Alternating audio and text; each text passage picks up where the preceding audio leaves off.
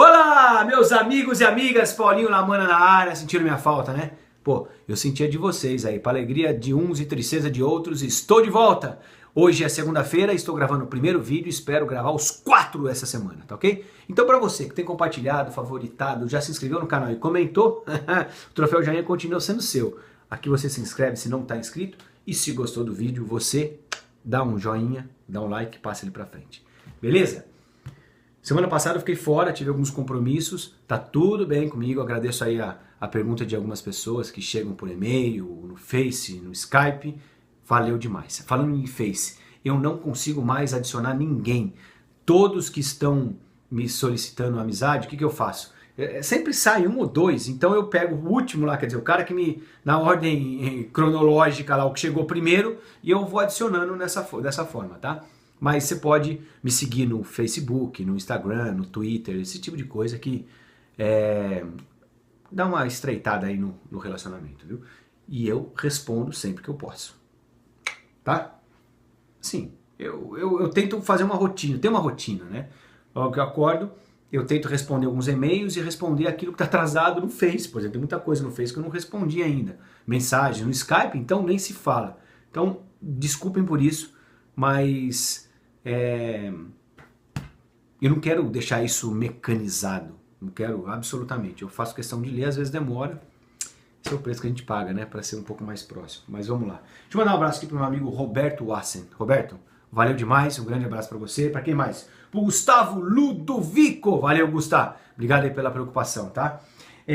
Como diria um grande tio meu, o William Pereira, ele tem batido forte no pessoal que está fazendo pirâmide financeira. William, você tem o meu respeito, cara. Ele tá sempre colocando algumas coisas lá no Face e senta o aço na galera, bicho. Mas no bom sentido, para abrir os olhos desse pessoal. Porque tem muita gente, e é aquilo que você falou no último, dos últimos posts que você fez, sei lá, é sempre a mesma galera.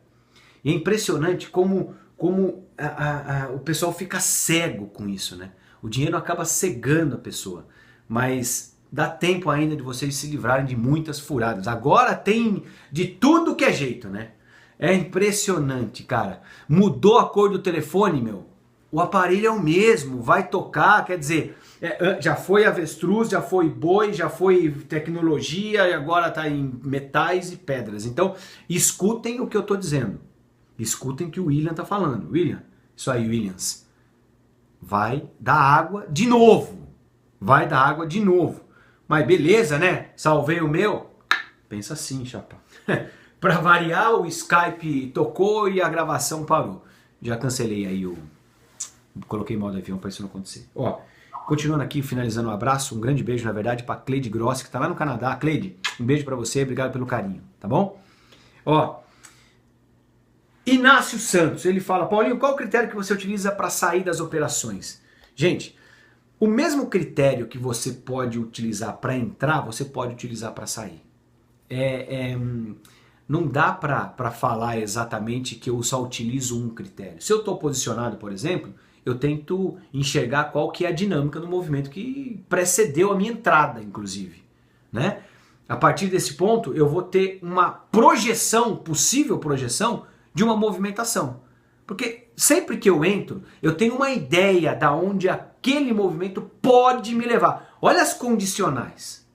Então, eu tendo mais ou menos essa ideia, eu tento me proteger da melhor maneira possível. Lembrando que quando você entra, é o momento que você está mais exposto. Naquele momento, o mercado te deu a condição de escolher um stop antes de você entrar, né? Porque tem gente que escolhe isso depois. Não.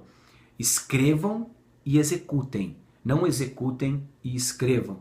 Vejam exatamente aquilo que está acontecendo, passa isso para o papel literalmente e abra a operação. Já sabendo onde vai ser principalmente o seu ponto de saída.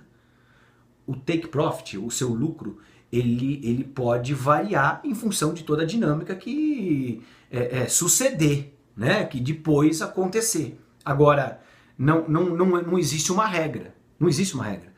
Mas você pode pensar no seguinte, a mesma motivação que te fez entrar pode te fazer sair, ok? E outros grandes, e outros tantos critérios, como por exemplo, tem gente que faz o seguinte, entra num período maior e acaba filtrando a saída num período menor. Eu particularmente não gosto de usar isso, porque você acaba minimizando muitas vezes aí a projeção do movimento, através simplesmente de dinâmica de mercado. Então o mercado acaba por te tirar precocemente. Não é ele que te tira, né? Na verdade é você que sai, mas ele te mostra uma situação num período menor que você, por analisar num outro período maior, pode aí ter um pouco de ansiedade, não é essa a palavra, mas enfim, vocês entenderam o que eu quero dizer. Então, talvez muita gente aí está boiando, né? Mas como a pergunta foi bem específica, eu tentei deixar aqui claro a forma como eu faço. Resumindo, cada caso é um caso. Se eu tiver gordura ou não, depende da estratégia, do par, do momento.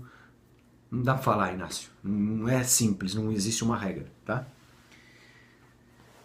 Matheus, ele fala o seguinte, Paulinho, ó, você que lida com Forex poderia me tirar uma dúvida. Nesse mercado, para mim, nesse mercado, para eu executar uma ordem a mercado no preço corrente e não no médio. Por exemplo, ativei uma plataforma na corretora para teste e ao fazer um sell, ele pede que eu coloque a ordem pelo menos 50 pips, na verdade são 50 pipettes, são 5 pips. Você pode ver que o seu número lá, a sua boleta deve ter 5 casas depois da vírgula lá. Um ponto, quanto é que tá agora? Deixa eu pegar aqui, nossa, tá com a agenda aberta. 1.13441, né? Esse umzinho menor, ele é o pipette. Na verdade, ele está falando 50 pipettes. Acho que eu tenho uma imagem aqui. Tem sim. Aqui, ó. Até fiz isso. Ó. Olha lá.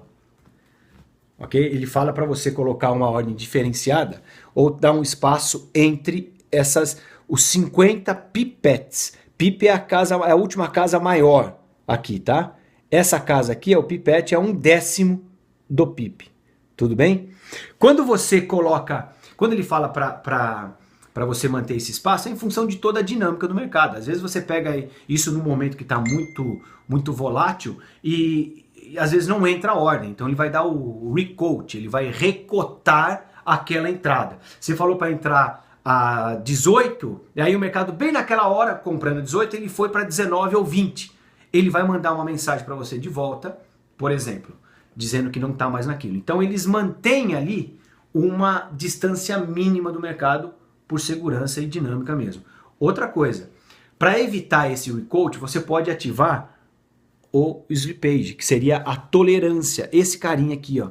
Tá vendo? Então, por exemplo, se de repente você quer entrar exatamente no valor que está aqui, ó, 1,1338, olha lá, 1,1338,2. Se você coloca aqui uma tolerância em pips, nesse caso está em pipettes também, né? Sim, tá em pipettes porque tem ali, tá? Você pode colocar eu não uso, dificilmente usar isso aqui. Você pode colocar uma tolerância e mesmo que haja uma alteração dentro dessa tolerância que você colocar, a ordem vai ser executada. Eu não utilizo essa tolerância. Ou eu deixo a ordem cravada lá na pedra, digo lá já colocada, ou eu simplesmente tento buscar o mercado, tá ok? Eu não uso essa tolerância porque tem corretora que vai buscar essa tolerância sua. Às vezes você não tem um comparativo, você não sabe exatamente como é que está ali, então eles vão e buscam e deixam a sua operação, por exemplo, mais cara. Sugestão, não utilize isso. Com relação àquela mínima, vai ter corretora, por exemplo, que tem essa diferença, ou essa, não é tolerância, né? Aquilo que você falou lá, isso, essa distância, você falou de distância. Tem corretora que vai te pedir 15 pips ou 150 pipettes, 20 pips, 200 pipettes e assim por diante. Isso varia de corretora para corretora, tá? Beleza. Vamos lá. Aqui, olha só. Pedro Gouveia, vai querer jogar toalha, bichão? Não funciona assim, né, cara? Vai na manhã, olha o que ele fala, ó. Paulinho, já assisti alguns vídeos seus e gostei bastante de uma forma como você aborda o mercado, tal. Pois bem, venho por meio desse lhe pedir ajuda, cara. Estou há mais de um ano tentando viver do mercado, mas ainda não consigo ganhar de forma consistente. Pois é. Tento ao máximo ser disciplinado, paciente, ter boa gestão do meu capital, Mas mesmo assim, quando consigo passar um tempo ganhando, o mercado vem e me derruba. Já cansei de pensar fora da caixa, já testei inúmeros indicadores e trade systems no MetaTrader, sempre de olho também no calendário econômico, fugindo das notícias de grande impacto, etc. e tal. Também já tentei trabalhar com um gráfico limpo, só utilizando price action, mas nada parece dar certo a longo prazo. E sendo assim, bem sincero, estou pensando em desistir de tentar ver no mercado.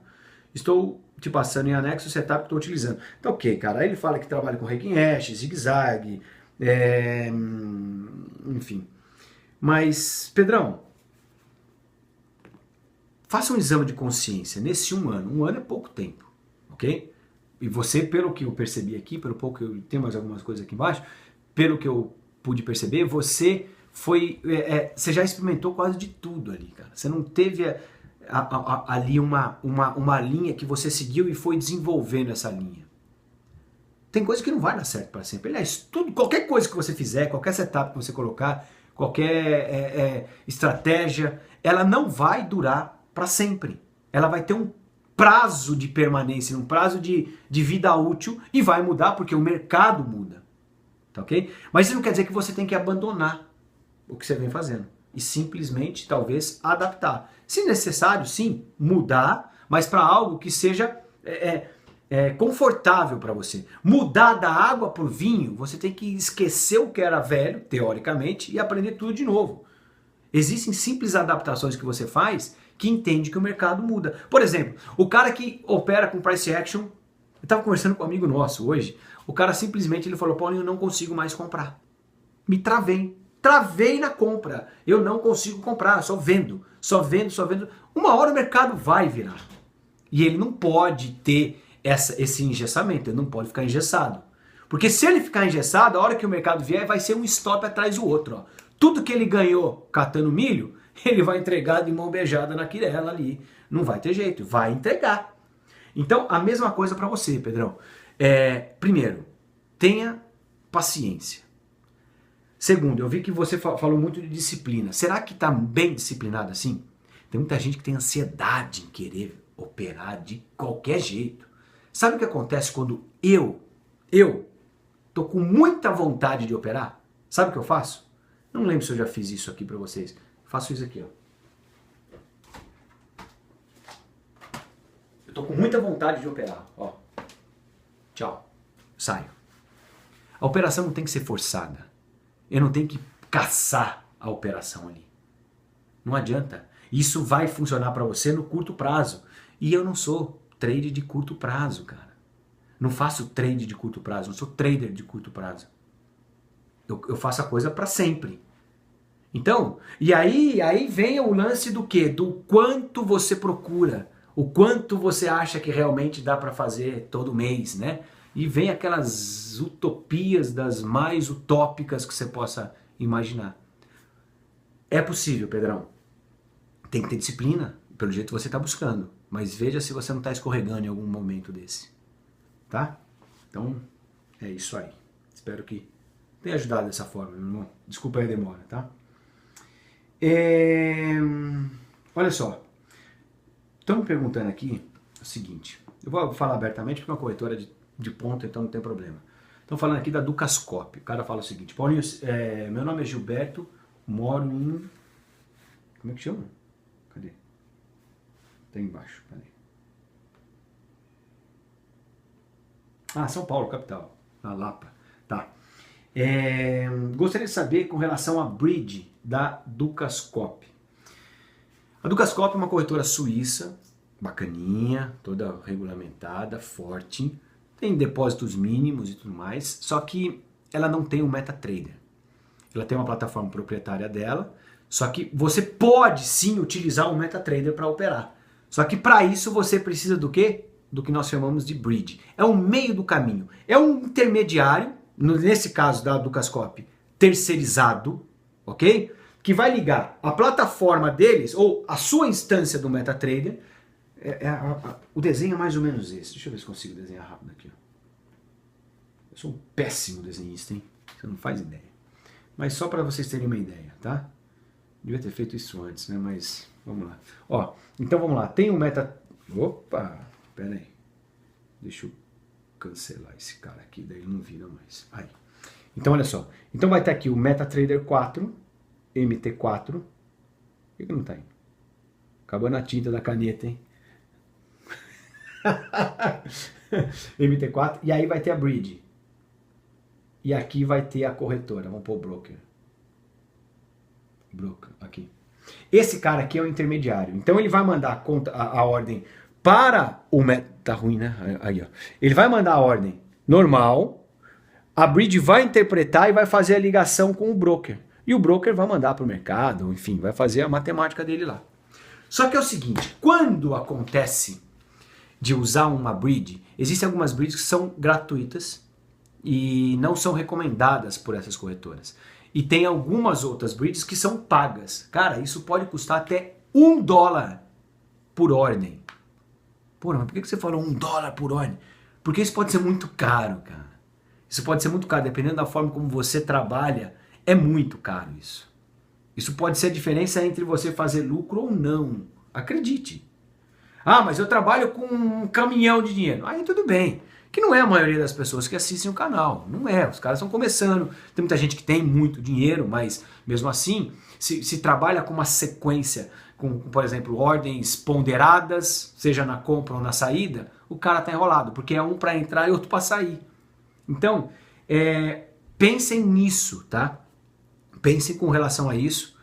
É algo que pode fazer a diferença, tem que fazer conta, gente. Tem que pôr na ponta do lápis e ver se realmente compensa. Tudo bem? Só para falar da Bridge aí. Então, uma corretora que não tenha um MetaTrader, é possível utilizar o MetaTrader? Sim, na maioria das vezes sim, mas você vai precisar de um intermediário aí nesse caso, que seria essa pontezinha, essa Bridge, e às vezes isso é caro. Tá bom? Tem muita coisa que é de graça, mais uma vez, mas aí a gente não... É duro, cara. O que é de graça, infelizmente ninguém dá valor, cara. E se tiver problema, você vai reclamar pra quem? Meu, não adianta. Você quer ser profissional disso? Claro que tem todo um caminho para se chegar a isso. Você não vai, agora, beleza, eu sou profissional, mete um monte de monitor e... Não é assim. A gente sabe que não é assim. Mas a gente não pode economizar com coisas básicas, né? Equipamento, conexão, enfim. É isso aí. Saúde e paz, amanhã eu tô de volta. Vamos viver.